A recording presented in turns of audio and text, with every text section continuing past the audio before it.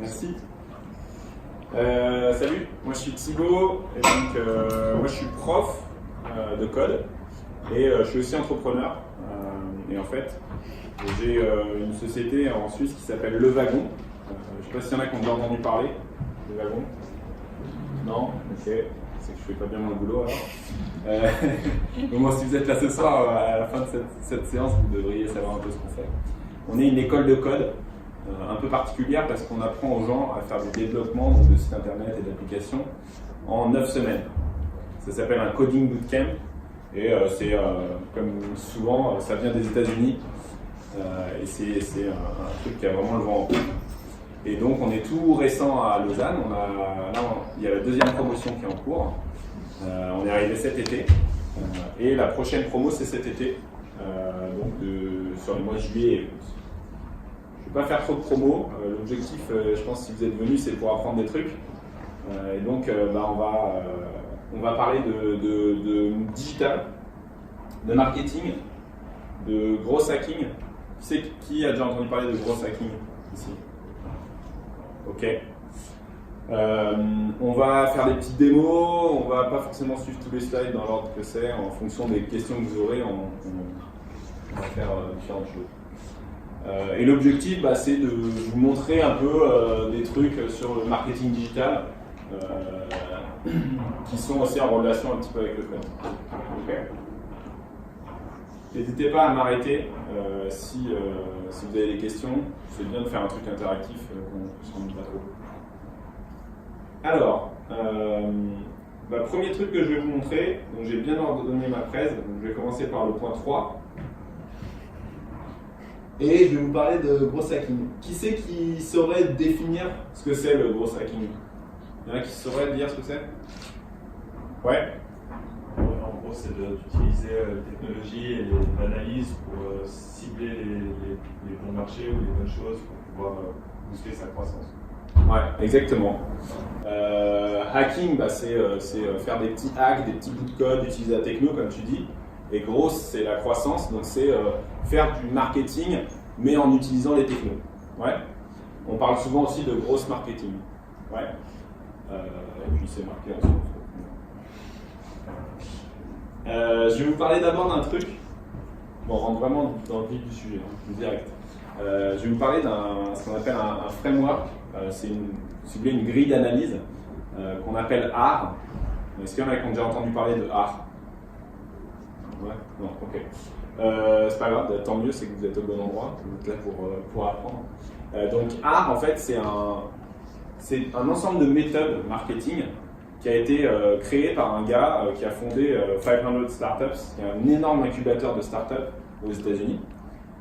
Et il a dit, vu toutes les startups que j'ai accompagnées, le marketing, finalement, c'est juste une recette de cuisine. Et voilà les différentes étapes pour cette recette de cuisine et pour faire quelque chose qui fonctionne bien. Et donc il a dit, il y a 5 étapes principales. Si vous voulez que le produit ou le service que vous vendez fonctionne, il faut faire ces 5 étapes-là. Donc ça se dit AR. La première étape, c'est acquisition.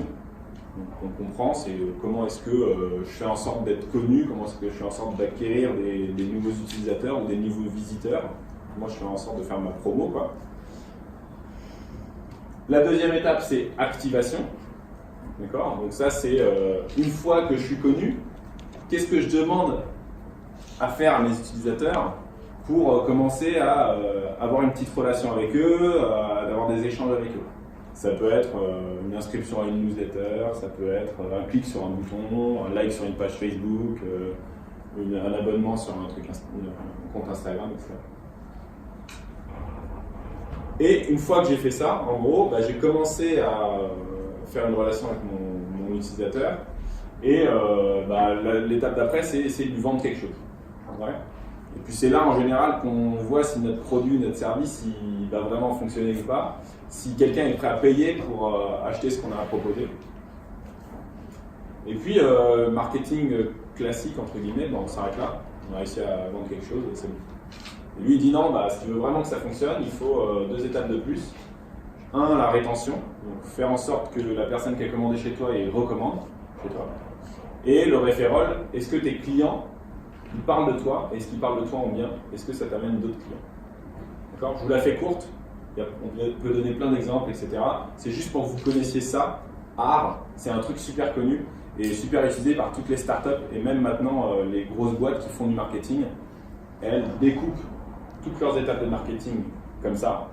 Et pour chaque étape, elles ont ce qu'on appelle des KPI. Vous connaissez les KPIs? Ouais, donc des indicateurs clés de succès. Je sais pas, referral, ça peut être un taux de referral. Combien de pourcents de nos clients nous recommandent? Ouais.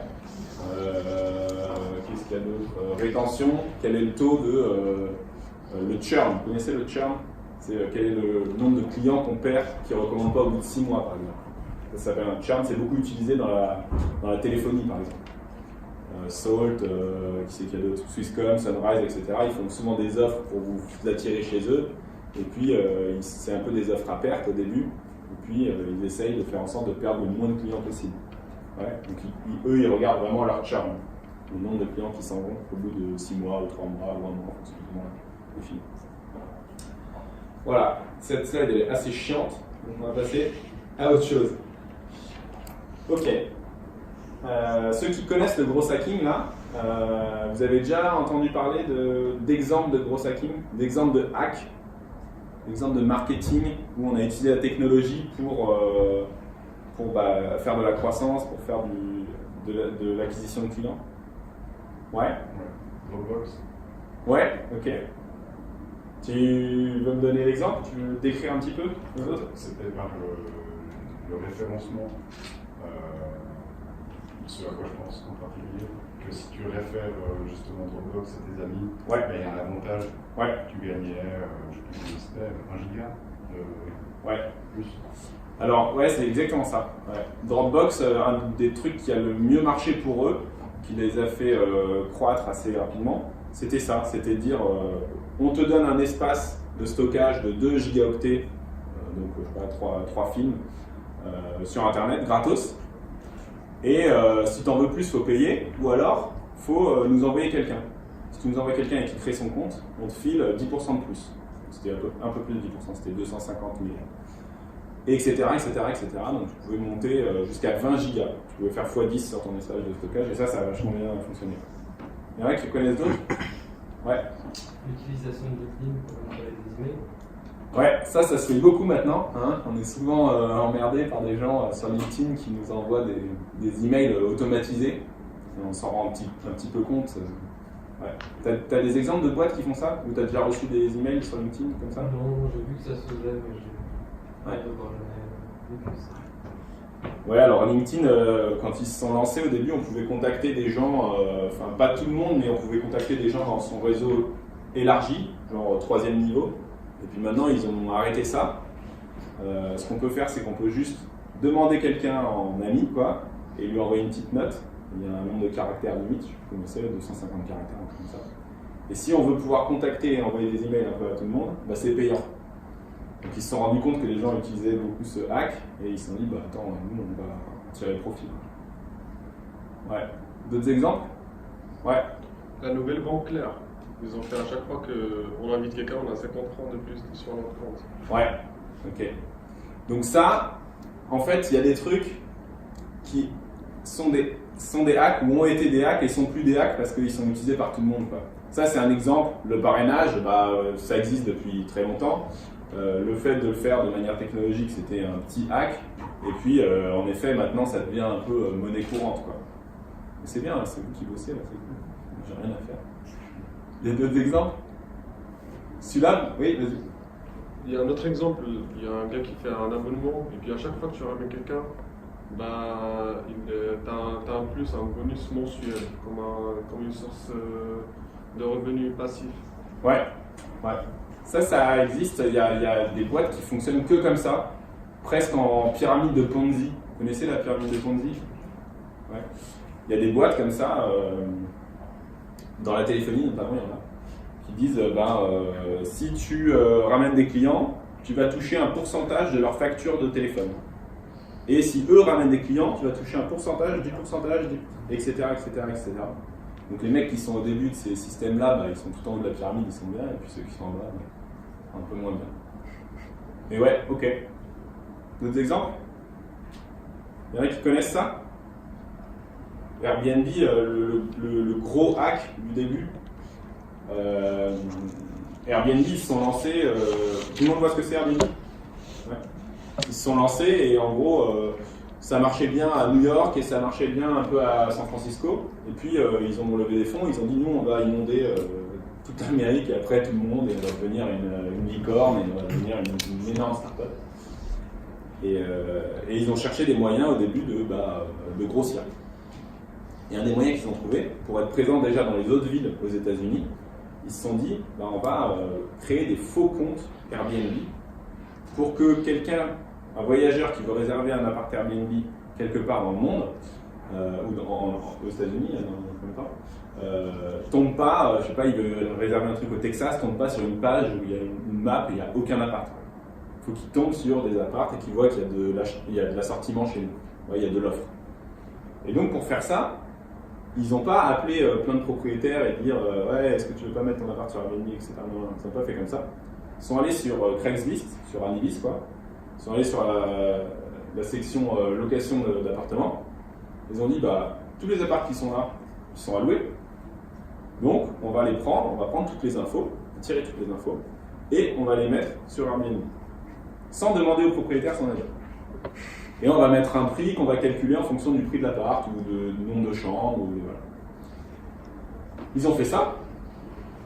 Donc du jour au lendemain, il y avait plein d'apparts sur Airbnb, sauf qu'il n'y avait pas de propriétaire derrière.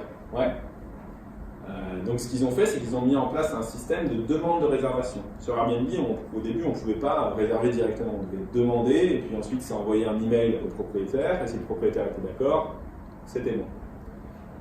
Et donc ils ont fait ça, et il y a eu plein de gens qui ont fait des demandes de réservation pour des appartements dont les propriétaires ne savaient même pas qu'ils étaient sur Airbnb. Sauf que quand tu es propriétaire et que ça fait 2 mois que tu essayes de louer ton appartement sur Annibis ou sur Craigslist, et qu'on t'envoie un mail en disant il y a Julien et Sophia qui veulent rester ce week-end chez toi pour 250 francs, tu te dis c'est quoi ce truc là, je pourrais louer autrement, etc. Donc ils n'ont pas converti tout le monde, ils ont peut-être converti une partie des propriétaires, et déjà ça leur a fait grossir leur base de propriétaires, et puis ça a permis aussi aux gens qui allaient sur la plateforme pour voyager de ne pas se retrouver avec un site vide, quoi. De se retrouver avec un site où il y avait potentiellement plein d'offres d'appartements. Ouais. Et de rediriger du coup les gens sur des appartements dont ils savaient que les propriétaires étaient des vrais propriétaires. Ouais. Il y en a qui connaissaient ce hack-là, qui avaient déjà entendu parler? Ouais. Donc ce qu'on va faire tout à l'heure, c'est qu'on va faire un peu de scrapping comme ça. On va voir comment Airbnb a fait pour automatiquement récupérer toutes les infos du site Craigslist, la photo, la description, le nombre de pièces, etc. Et récupérer ça et ensuite le mettre sur leur site à eux. Ouais. Il y en a qui ont déjà codé ici ou pas? Ouais. En quel langage? Python. Python. Pareil. Java. Ok. Que du back? Il y en a qui ont fait du front? HTML, CSS. Ouais. Ok. Quelques autres exemples de hacks. Donc Dropbox, on en a parlé. Celui d'en dessous là, 93 bot, hein. Vous connaissez ça? Ça vient de... Comment ça s'appelle déjà?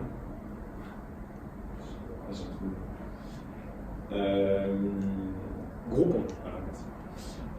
Vous vous souvenez de Groupon?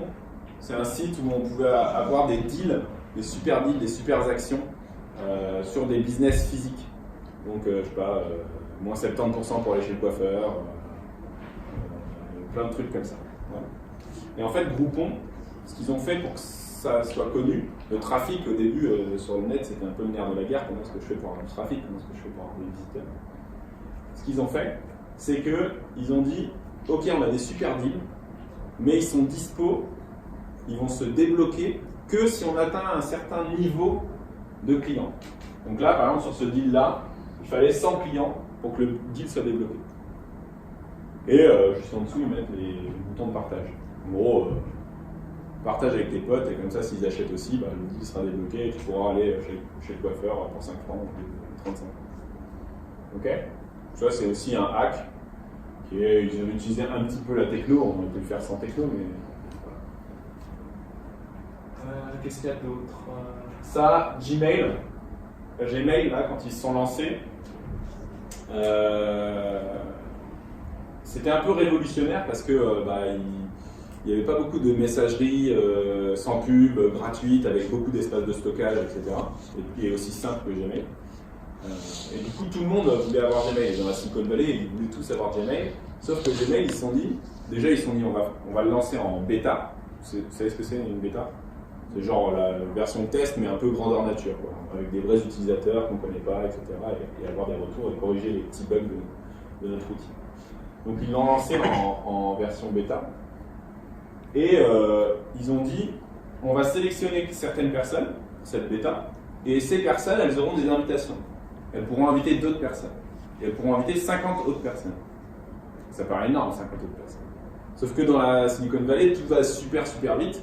Et donc les mecs, ils avaient 50 invitations, et ils les balançaient comme ça direct aux autres. Et puis après, je crois que pour unlocker les 50 invitations, il fallait l'utiliser pendant 3 semaines, un truc comme ça.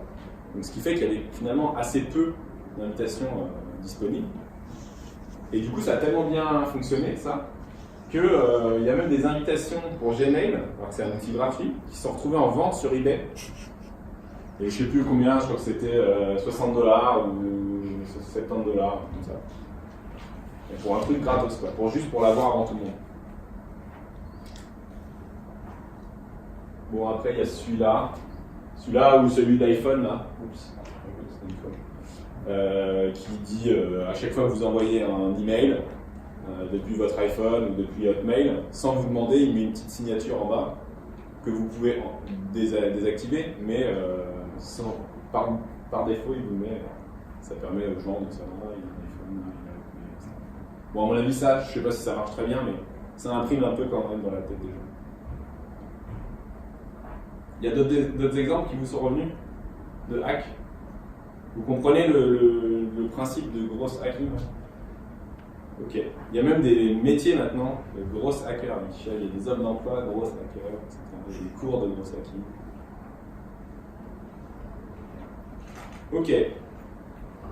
On fait une petite démo, je vous montre un peu comment on fait pour scraper un site. Alors scraper un site, ça veut dire aller lire, enfin construire un petit bout de code qui va lire un site et qui va récupérer les informations de ce site. Ok? Il y en a qui avaient déjà entendu parler de scrapping? Ouais? T'en as déjà fait? Non? Ok. Ok, alors on va le faire. On va aller sur un site qui est simple à scraper. Je vais préparer un truc. Comment ça s'appelle?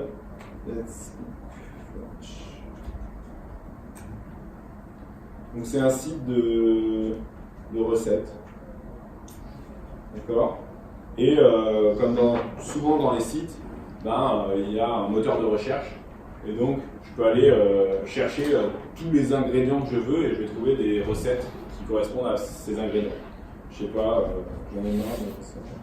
Si je fais ça, almonds, bon j'ai 126 recettes. Il n'y a pas de photo, c'est un peu moche. Ça, sugar. Voilà, là il y a pas mal de recettes. Et donc là, en gros, si je tape des ingrédients qui sont un peu dans toutes les recettes, je vais pouvoir récupérer quasiment toute la base de données de recettes qu'il y a derrière ce site. Ouais, elle est disponible à tout le monde, hein.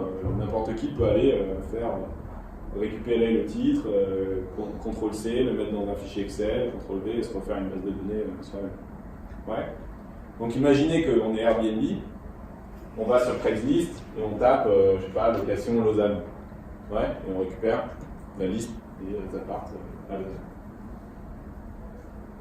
Ok. Et donc moi, mon objectif, ça va être de récupérer toutes ces informations-là, donc les titres des recettes, ici, les descriptions des recettes, ici, je sais pas, peut-être le temps de préparation, le temps de cuisson, l'image, etc., etc. Ok? Donc je vais vous montrer comment on fait ça. Alors, pour faire ça, ce qu'on va faire, c'est qu'on va construire un petit bout de code, un petit robot, qui va aller lire la page et qui va aller chercher ces informations-là. Par exemple, les titres des recettes. Et les titres des recettes, en HTML, donc les pages en coding web, c'est mis dans une boîte, une espèce de boîte qui porte un nom. Je vais vous montrer un peu les boîtes.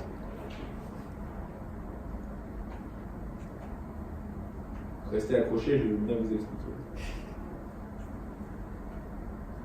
Donc vous voyez là, en souligné en bleu, il y a une espèce de boîte. Ouais. Et si je remonte, ça, c'est une boîte encore un peu plus grande en orange, vous voyez. Et puis ça, c'est une boîte encore un peu plus grande dans laquelle j'ai tout le détail de cette recette. Ok? Donc moi, la boîte qui m'intéresse, ça va être celle-là.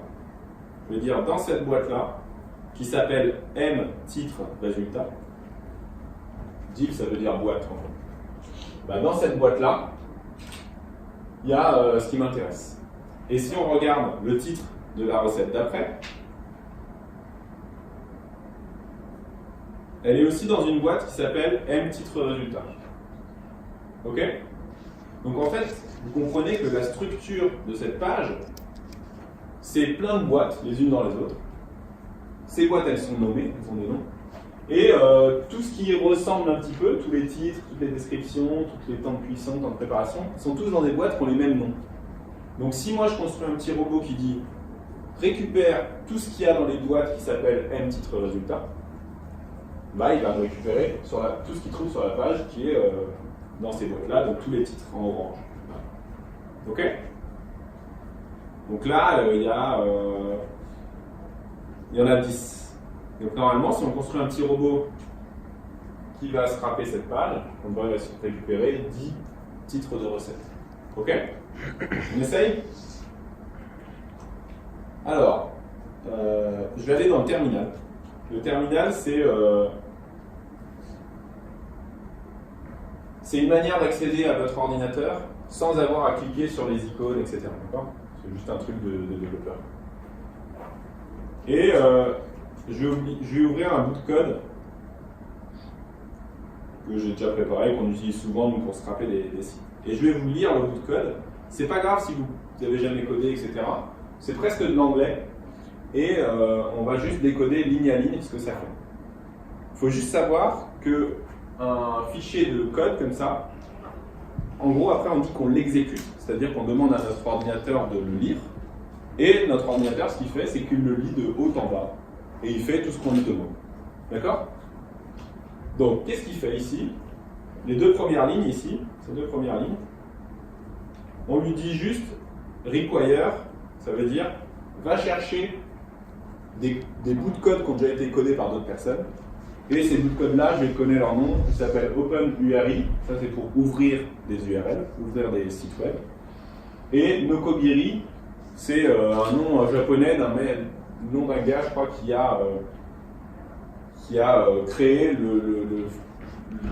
des méthodes pour transformer un site web en un document qu'on peut exploiter, qu'on peut utiliser.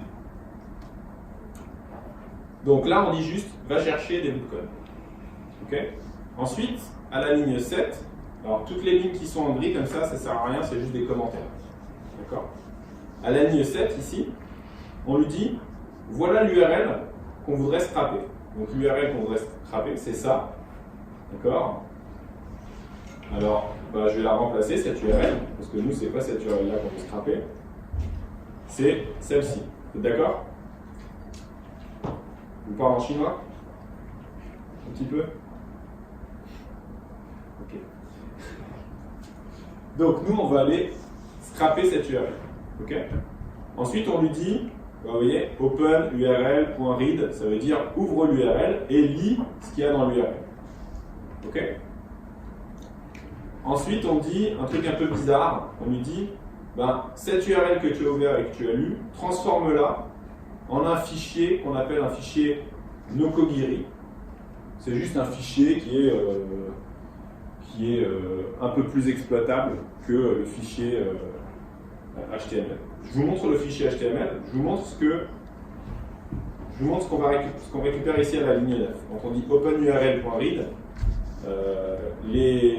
Les ordinateurs et les bouts de code, les scripts, eux, ils récupèrent pas la même chose que nous. Ça, c'est un truc fait pour les humains. Les ordinateurs, eux, ils récupèrent ça. Vous avez déjà dû voir parfois. Mais en gros, on récupère tout ça.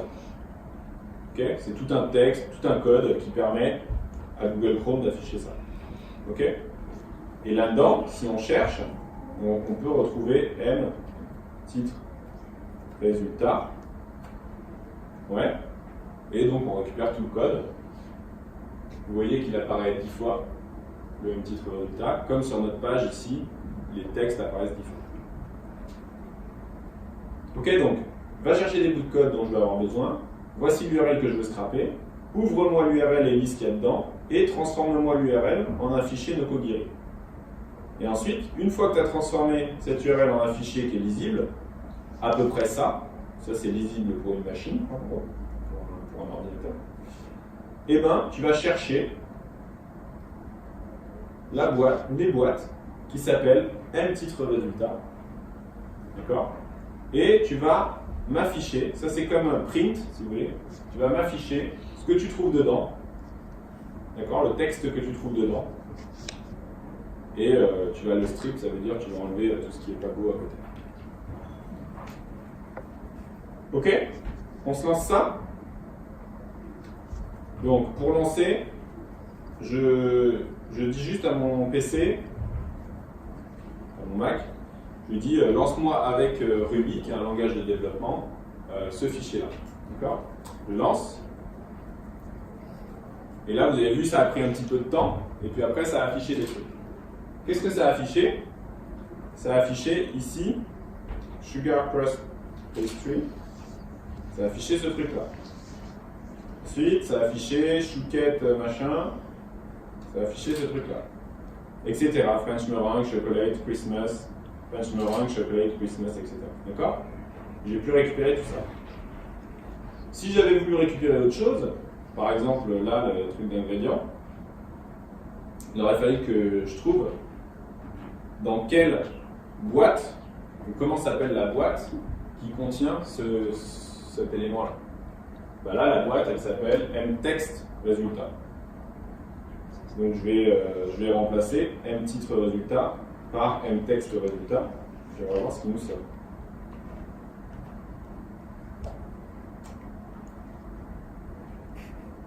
Ok, et je vais juste afficher une ligne vide pour qu'on puisse bien voir. Ok, pareil là, du coup il nous sort tous les ingrédients de chaque recette. Ouais, machin, salt in a bowl, ça doit être le premier truc. Comme ça. In a bowl, voilà, c'est sûr. Puis le deuxième, vanilla sugar, il va y avoir quelque part, vanilla sugar, etc. etc. Ok? Donc là, on a vu très simplement, il faut quand même écrire le code et connaître le code, etc. Mais assez facilement, vous avez vu mon programme, il y a 5-6 lignes, j'arrive à récupérer toutes les infos qu'il y a sur ce site. Ouais, via la page de résultats de recherche. Donc Airbnb, assez facilement, ils sont allés dans Craigslist et ils ont récupéré tout ça et après ils l'ont mis sur leur site à eux. Ouais. Ouais. Donc là, du coup, le texte des recettes, par exemple, que tu récupères, oui, c'est pas le texte de la recette entière. Ouais. C'est juste ce qui est affiché là sur cette page-là. Exactement. Du coup, si je voulais récupérer le texte de la recette entière, il faudrait que j'aille à l'intérieur de cette URL-là. Là, c'est une très bonne question.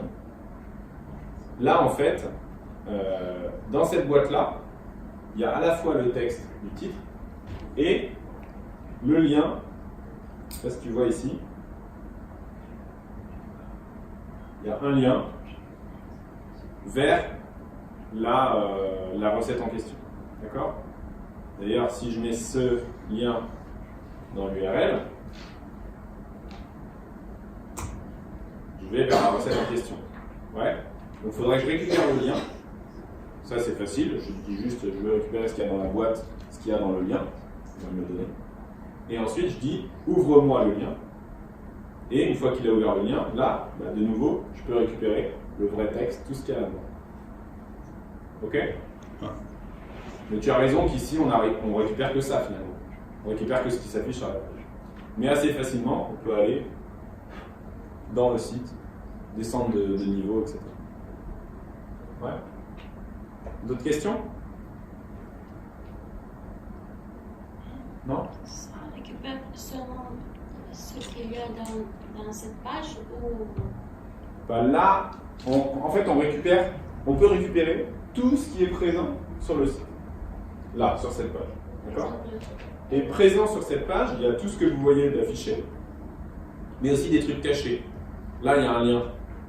Là, sur l'image, il y a un lien aussi. Donc ça, en fait, c'est dans le code, comme j'ai montré tout à l'heure, et je peux aussi le récupérer.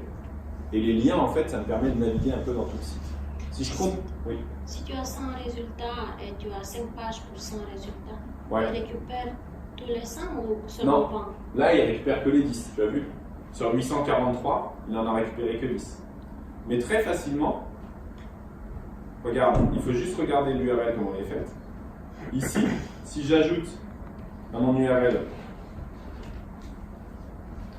un petit paramètre qui s'appelle start 10 ou start 50, je vais remettre un titre résultat pour montrer. Donc là, j'ai rajouté start 50 ici. D'accord? Donc c'est comme si je commençais à partir de la 50e recette, donc à la page 6. Et là, si je lui demande d'afficher les résultats, il va m'afficher d'autres recettes qui ne sont pas sur cette page-là, mais qui sont sur la page, normalement, 6. Strawberry and rhubarbe, riz au lait, je crois que c'est la même chose. Ok? Donc, en effet, je récupère les résultats que 10 par 10, mais très facilement, je peux écrire une ligne de plus ici qui dit construis une URL avec start 0, ensuite avec start 10, ensuite avec start 20, 30, etc. D'accord? Je peux améliorer un peu mon script, mon programme, pour qu'il aille récupérer chaque page. Ouais? Ça répond à ta question? Oui. Est-ce qu'il n'y a pas une méthode de... Par exemple, ici, tu dois écrire 8 fois? Non. Je peux faire des trucs en code qui dit, par exemple, j'ai un tableau avec 0, 10, 20, etc. jusqu'à 200. Et je lui dis, pour chaque élément de ce tableau, tu vas faire quelque chose, etc. D'accord? Donc ça, j'ai pas besoin d'écrire 15 milliards de fois à la main. On n'écrit rien à la main en code, on est super feignant. Ouais? Oui, il y avait une autre question? Oui. Vas-y. Si on veut réutiliser les données, il n'y aura pas un problème de plagiat? Alors ça c'est une question qu'il faut poser à un avocat, mais oui, il y aurait un problème. Mais c'est pour ça qu'on dit gross hacking, parce que c'est un peu limite, c'est un peu borderline. Là les données, en effet, si on aspire toutes les données d'un site, c'est pas très sympa. Le mec il peut se retourner contre nous s'il arrive à le trouver, etc. Mais en général les startups, tant qu'elles sont encore petites, qu'elles ne sont pas encore bankable, si tu veux, personne ne va les attaquer parce que. Et puis après, une fois que tu as utilisé le hack, c'est trop tard, quoi. Tu vois ce que je veux dire?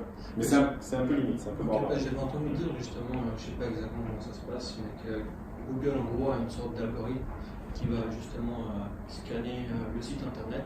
Ouais. Et s'il voit que, je sais pas, 80% des données sur le site Ouais. proviennent d'autres sites et qu'ils retrouvent exactement le même contenu, Ouais. il va blacklister le liste et en gros on a meilleur temps de recommencer un site à zéro. Ouais, en fait, Google, il est malin, il cherche ce qu'on appelle le duplicate content. Et en effet, soit il blacklist, soit il te met pas dans ses résultats de recherche, il te met tout en bas des résultats de recherche, il te met un score très mauvais, en gros. Mais là, Airbnb, c'est pas ce qu'ils ont fait. Ils n'ont pas bêtement pris la donnée pour la remettre sur leur site. Tu vois, c'est pas...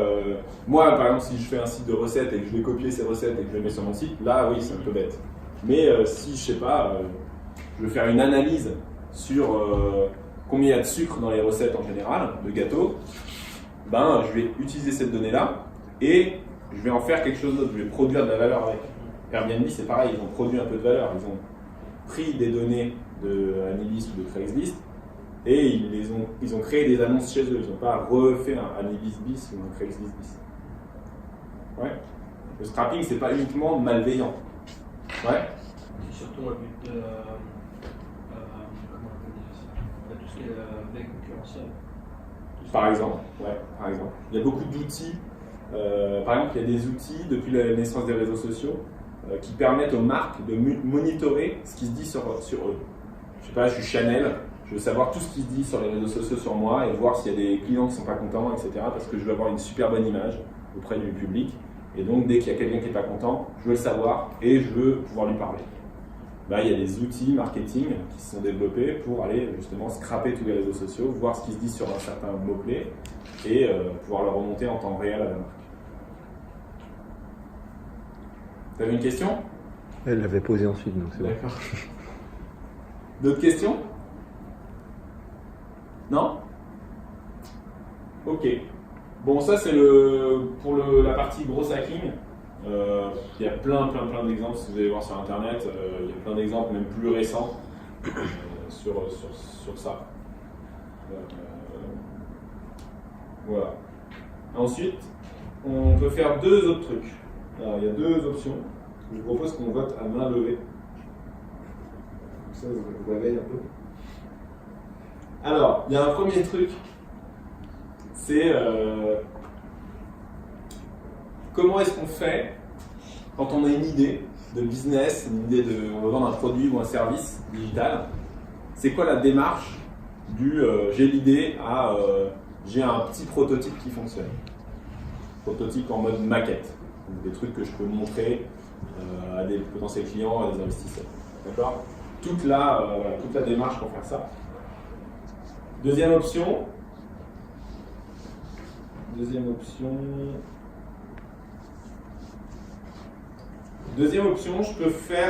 on peut faire une démo d'un petit outil digital sans coder, mais avec des outils qui existent déjà. Par exemple, nous au Wagon, pour gérer les candidatures d'étudiants, on a créé un petit outil qui consiste en un formulaire en ligne, donc une page web où vous pouvez rentrer vos données, et derrière un Trello, donc une espèce de board qui va récupérer toutes ces informations et les afficher bien joliment pour pouvoir ensuite les traiter derrière. Donc qui est pour le premier, c'est-à-dire toute la démarche de j'ai une idée à j'ai des maquettes. Qui veut faire ça? Ok. Donc 4 ou 5 quoi. Qui veut faire une démo d'un outil digital sans coder? Ok. Bon, désolé, il faudra revenir. Ok. Alors, on va faire ça.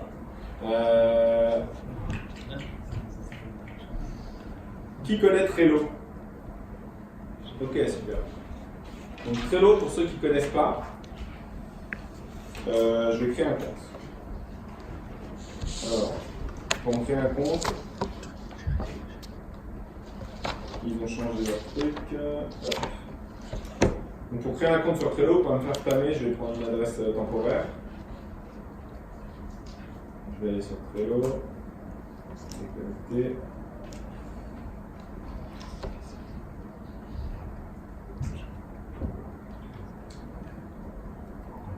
Attends, il faut que je fasse ça.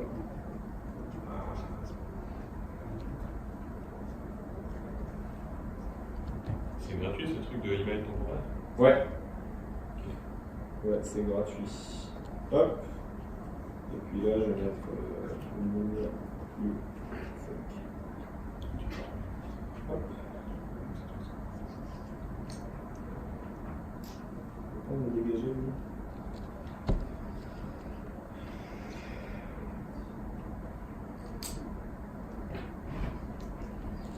Ok. Donc, ça c'est Trello. Trello, c'est un outil pour gérer des projets de manière super simple, enfin de la manière la plus simple possible. On a accès à 3 choses, un tableau, Donc ça, c'est un board, ce qu'on appelle un board ou un tableau. On a accès à des listes. Bon, il me saoule. On a accès à des listes. Et on a accès à des cartes. Les cartes, c'est un peu des post-it. Vous voyez, quand vous voulez, vous travaillez en équipe et vous avez plein de choses à faire sur votre projet, vous mettez tout ce qu'il y a à faire sur un post-it, une action égale un post-it, et puis vous la collez un peu partout. Ok ? Moi, ce que je vais vous montrer, c'est comment est-ce qu'on gère les candidatures au wagon. Ok ? Donc, les candidatures, c'est un élève qui dit je voudrais faire le wagon cet été, le 1er juillet au 30 août. Ok ?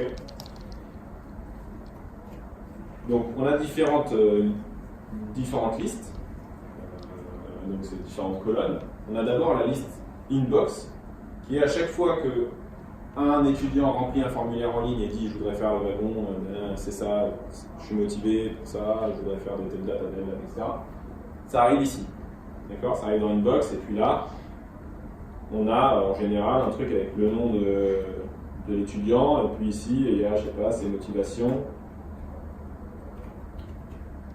Je sais pas,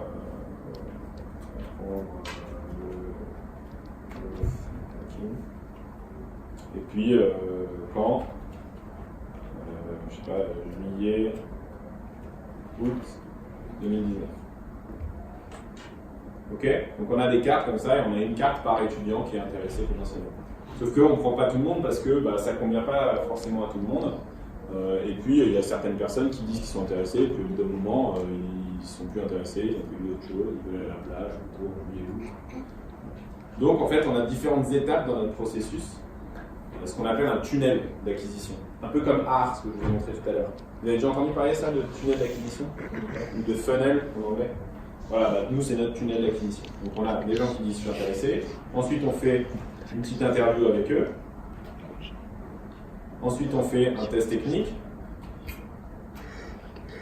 voilà. Ensuite on fait, on envoie un contrat, et ensuite go ou no go. Ok ? Et donc Thibaut, il a prévu une interview, donc on le met là. Quand il fait son interview, on écrit ici interview le 1er mai, super. On enregistre, quand l'interview a été faite, on le passe ici. D'accord ? Ici, pareil, test technique, je sais pas, je dis n'importe quoi, 80%, hop, etc., etc.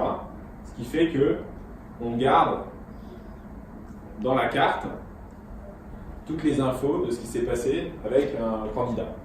D'accord ? Et on sait où il en est de son processus. Et par exemple, quand on a des batchs énormes de 80 personnes, il y a 250 candidatures pour un batch de 80 personnes. Et là, il y a 250 cartes avec 250 personnes. On met des petites photos pour se repérer vite. Et puis on sait où en sont chacun des candidats, et on peut trier, on peut sélectionner, etc. C'est clair pour tout le monde ? Oui. Ouais. Je me rassure que tu automatises quand tu as 250 candidats. Oui. Justement, là, je vous montre tout à la main, et ensuite on va automatiser. Ouais ? Ok, donc j'ai un truc comme ça. Et puis, à côté, je vais vous montrer. Je vous montre vraiment comment c'est. J'ai un formulaire comme ça, où quelqu'un peut postuler au wagon à Lausanne, donc il choisit sa date. Il dit son prénom, son nom, son âge, etc., etc. Plein de trucs. Et quand il clique là, je veux que automatiquement ça arrive ici. D'accord ? Donc ce qu'on va faire, c'est que on va se faire l'équivalent de ça, de ce formulaire. D'accord ? Et pour faire ça, on va utiliser, il y a plein d'outils qui existent. Il y a Google Form, Wufoo, Typeform, etc. On va utiliser Typeform. Parce que c'est assez sympa comme outil. Alors, je vais me pareil me faire un compte. Mon nom c'est Thibaut. Et là j'ai quoi? 2000 think. Voilà, c'est mon compte. Donc là ils me disent qu'ils m'ont envoyé un email.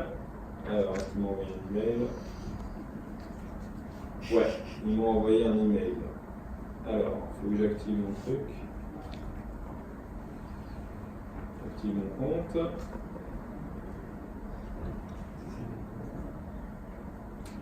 Dégage. Voilà. Donc là, maintenant, je suis dans l'interface de paramétrage de Typeform. Je vais pouvoir créer un nouveau formulaire. D'accord? Il y a plein d'outils sur le net qui existent comme ça pour faire tout ce que vous avez envie de faire en digital. Des formulaires, des newsletters, des trucs. Là, je vous en montre juste deux. Donc, je vais faire un nouveau Typeform et je vais l'appeler, je vais démarrer de 0. Et je vais l'appeler candidature aussi. Ok. Je change tout le temps l'interface. Et là, je vais dire, première question que je vais lui poser, c'est une short, je ne sais plus ce qu'il y a marqué, short question. Je vais dire, je vais mettre prénom. Puis là, je peux paramétrer, je peux dire que c'est obligatoire. Ensuite, qu'est-ce qu'on fait? Add question. Là, je vais mettre non. Je vais dire que c'est obligatoire. Je vais mettre motivation. Avec des moufles. C'est pas obligatoire. Et puis je vais mettre un truc à choix multiple. Quand.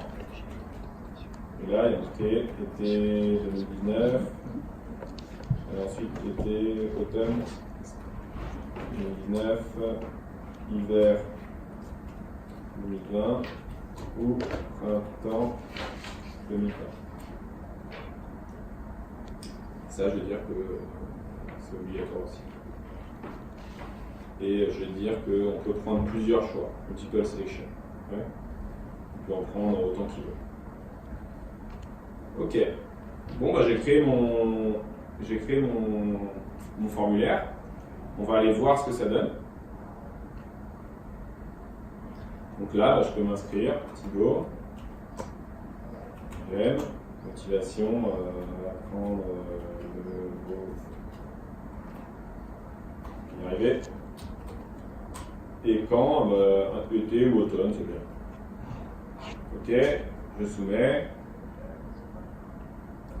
Et là, si je vais maintenant dans Results, je vais voir que normalement, il y a quelqu'un qui a soumis une réponse. Voilà, il y a une réponse de soumise et j'ai toutes les infos que la personne a choisies.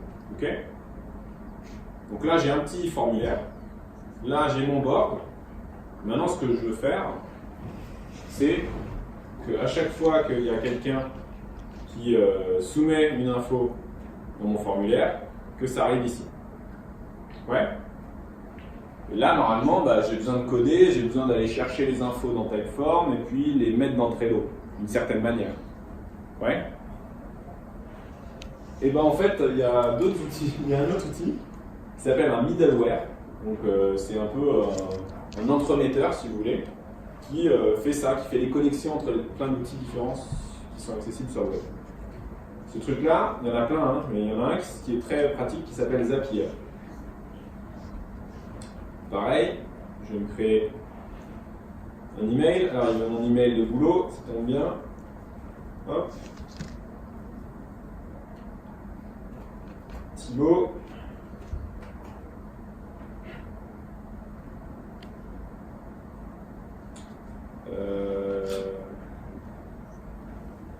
Faut que je mette un password. Ok.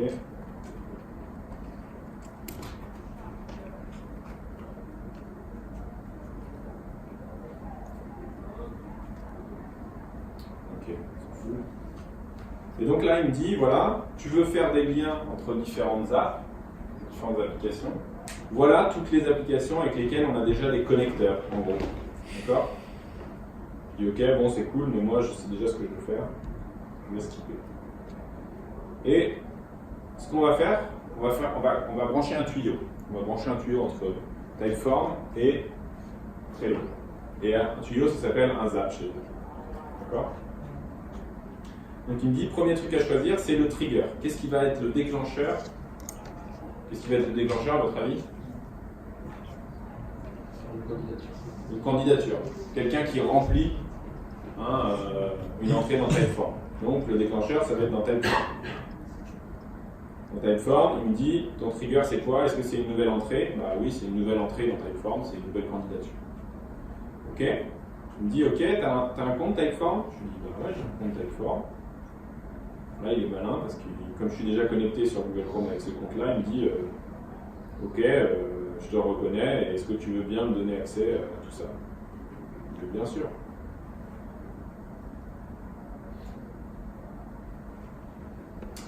Voilà, et je vais tester la connexion, il me dit oui, j'arrive bien à me connecter à ton compte, parce que tu m'as donné les accès. Ok, il va me dire ok, tu as un compte Typeform, mais est-ce que tu as un formulaire dans ton compte Typeform? Bah oui, on l'a créé tout à l'heure, il s'appelle candidature. Ok. Ensuite, il me dit on voudrait faire des tests pour toi. Je dis non, pas besoin.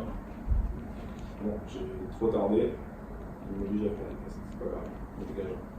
Donc il me dit ok, maintenant j'ai paramétré ton trigger, à chaque fois qu'il y a une nouvelle entrée dans Typeform, on va faire quelque chose. Qu'est-ce que tu veux faire? Je dis bah, ce que je vais faire. Alors ça c'est nouveau. Hop. Ben, on va vouloir créer quelque chose dans Trello. D'accord? Donc dans Trello, on va vouloir, qu'est-ce qu'on va vouloir faire? Créer une liste, créer un board ou créer une carte?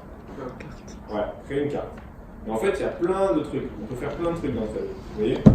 Tu me disais tout à l'heure, Simon, qu'est-ce qu'on... J'espère que c'est automatisé, etc. Bah oui, c'est automatisé, on peut faire tout plein de trucs. Ouais.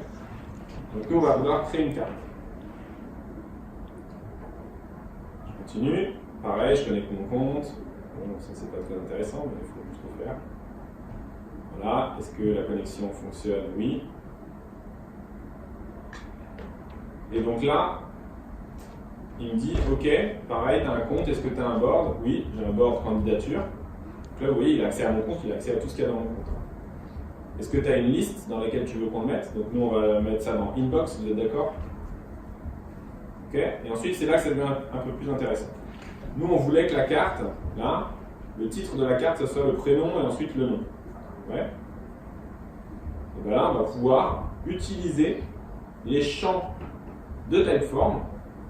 D'accord? Donc notamment la réponse à prénom et la réponse à nom pour nommer notre carte automatiquement. D'accord? Et dans la description, pareil, on va pouvoir mettre du texte qu'on veut et la réponse à ce que la personne aura tapé dans ses motivations. Et en dessous, par exemple, on pourra mettre la réponse à quand ou période. On peut l'appeler comme on veut. Et donc, quand, c'est ça. Après, on peut mettre plein de trucs spécifiques, je vous laisserai regarder si vous êtes intéressé. Mais en gros, là, on a fait un peu ce qu'on voulait. Ok, on va rajouter plein de trucs, on va skip le test. Et on va dire, c'est bon, c'est fini. Donc, candidature, je l'appelle candidature dans Trello. Et je lui dis, ok, c'est bon. Actif. Ok?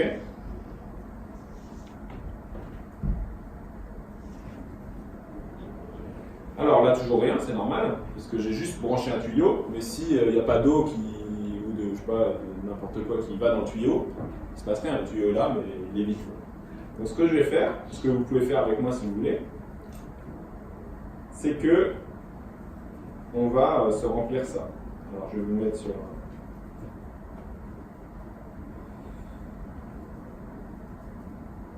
une URL simple pour que vous puissiez, comment on appelle ça, une île. Voilà.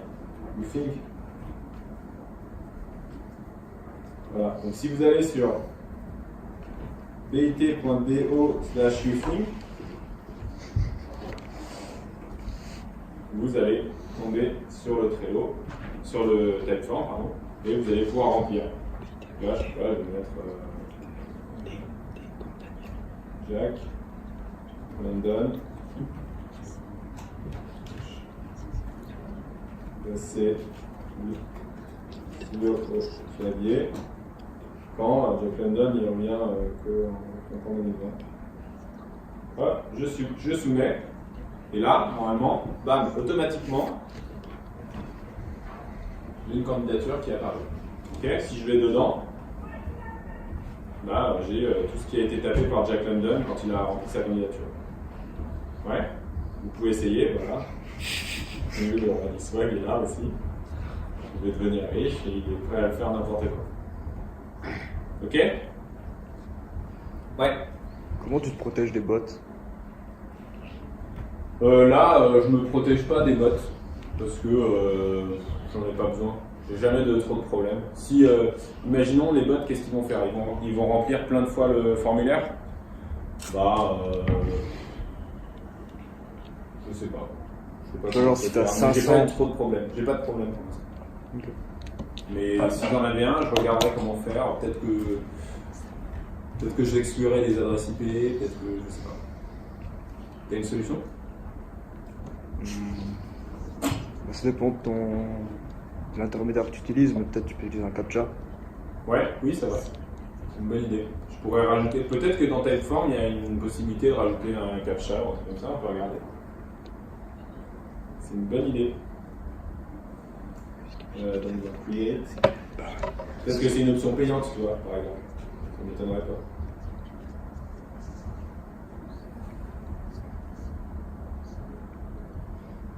Est-ce que tu as ajouté aussi le Typeform dans le Zapier ou pas? Parce que j'ai vu avec Trello, mais avec Typeform, j'ai pas vu. Oui, c'était la première partie. C'était le trigger, ce qu'on appelle le trigger. Ah, ok. Donc il faudrait regarder, peut-être qu'on utilisait un autre truc que Typeform pour rajouter un CAPTCHA ou alors qu'on mettrait un CAPTCHA dans Typeform d'une certaine manière via l'API, je sais pas comment. Des questions? Ouais. Toi, tu avais un formulaire dans ton site. Ouais. Donc là, vous avez fait un bridge avec votre site ou bien... En fait, dans notre site, ce qu'on a fait, c'est que on a ce qu'on appelle... on a juste créé un formulaire, nous. Là, je pourrais créer un formulaire de toutes pièces, mais ça nous perdrait dans le HTML et CSS. Je préfère faire des trucs où il n'y a pas besoin de coder, comme ça vous voyez. Mais ça pourrait être un Google Form, ça, juste stylisé à notre manière, tu vois. On peut, ce qu'on appelle NBD, ou embed, c'est mettre, tu vois, encapsuler dans un site des choses, des formules. On peut encapsuler dans un site. Vous l'avez fait vous-même Là, c'est un formulaire qu'on a fait nous. Mais dans l'ancien site du wagon, c'était un formulaire Woufou, je crois, qui est comme un Typeform. Ouais. En général, ce qu'on fait, c'est que on essaye de faire le truc le plus low-tech possible, qui demande le moins de coding possible, juste pour voir si ça fonctionne. Si les utilisateurs arrivent, etc., une fois que les utilisateurs arrivent, on reconstruit un peu les trucs pour dire il faut que ce soit plus robuste, plus joli, plus machin, etc. D'autres questions? Ouais. Parce que là, les avantages, c'est que toutes les applications que tu utilises, elles doivent tourner sur Google Chrome, c'est juste avec Google. Ouais, mais là, vous pouvez, enfin, ceux qui l'ont rempli, le truc, ils l'ont fait sur le navigateur qu'ils voulaient. Hein. Non, mais je veux dire pour connecter les tuyaux. Ah, pour connecter les tuyaux? Non, je pourrais le faire. Là, ça a bien fonctionné parce que j'étais déjà connecté. Mais si j'ai normalement, j'ai des vrais comptes, donc j'ai un email et un password que je l'ai créé sur Mozilla, sur Safari et n'importe où, peu importe. Parce qu'une alternative, ça pourrait être une connexion API. Ouais. Sur ton ordinateur API, tout ça, parce qu'il y a une ligne qui existe pour Trello. Ouais, normalement, tous ces outils-là, ils ont tous des branchements API, des API. Et c'est d'ailleurs ce qu'utilise Zapier. Zapier, il utilise l'API de Trello, l'API de... Mais là, moi, mon objectif, c'était de vous montrer comment on peut déjà construire des petits outils digitaux ou faire des petites choses en digital sans savoir coder. Ouais. Parce que tu préfères utiliser les API. De toute manière, les trucs un peu plus compliqués, tu préfères les API plutôt que... Pas forcément. Non. Pas forcément, ça dépend ce que je veux faire. Si je veux aller vite et tester l'idée, je n'ai pas envie de m'emmerder à lire toute la doc de l'API et à brancher moi-même les tuyaux. Je prends Zapier, je prends les outils qui me vont bien et je teste mon idée et je vois si ça fonctionne. Voilà. On a une plateforme de cours en ligne, par exemple. Nous, les élèves, ils viennent pendant 9 semaines au wagon. Le matin, ils ont 1h30 de cours, un peu comme on est en train de faire là. Et après, pendant la journée, ils font des exos. Et nous, on est là pour les débloquer quand ils bloquent, etc. Et donc, on a toute une plateforme avec tous les cours, tous les exos et tout ça. Et cette plateforme-là, on ne l'a pas développée nous-mêmes au début. On a pris les trucs qui existaient déjà, des books qui existaient déjà, des vidéos sur YouTube, des machins. Hein. Et puis, une fois qu'on a vu que ça fonctionnait, on a tout reconstruit nous-mêmes. Et c'est comme ça que font un peu les boîtes, les startups qui veulent aller vite, qui veulent tester des idées. Ils n'essayent pas de tout reconstruire, tout nickel dès le début par eux-mêmes. Ils essayent d'aller le plus vite possible. D'autres questions? Vous avez soif? Dis-moi. Non? On arrête là? Allez, ça me met du cœur.